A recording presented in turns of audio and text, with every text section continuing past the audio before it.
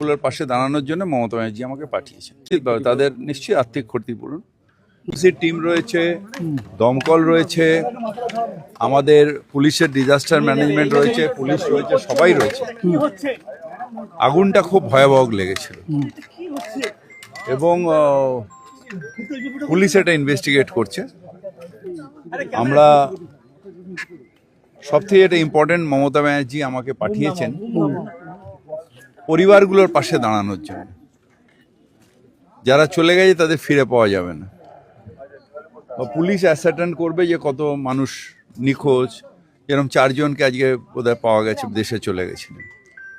কিন্তু এরকম সত্যিকারের কতজন মানুষ সেটা পুলিশ অ্যাসার্টেন করবে। 2006 সাল থেকে এটা চলছে।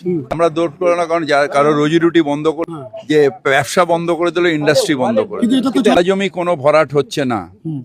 এখন হলে সেগুলো, যেমন রিসেন্টলি তুমি জানো একটা চিল দিচ্ছিল, ভেঙে দেওয়া হয়েছে।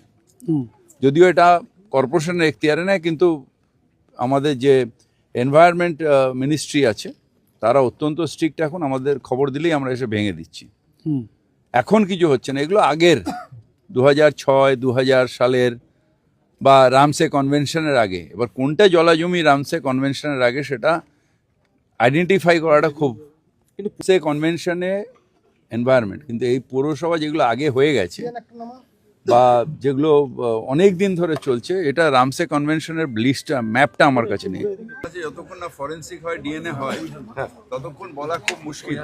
এটার ব্যাপারে পুলিশ আছেন, আমাদের এই রিপোর্টটা আসলেই আপনাদের সামনে হয়েছে, গ্রেপ্তারও হয়েছে, এবং পুলিশ এটা খুব স্ট্রিক্টলি কোথায় কোথায় নজরদারি এড়িয়ে এরকম ফ্যাক্টরি চলছে, তাহলে নিশ্চিতভাবে অ্যাকশন ইনকোয়ারি করতে হবে।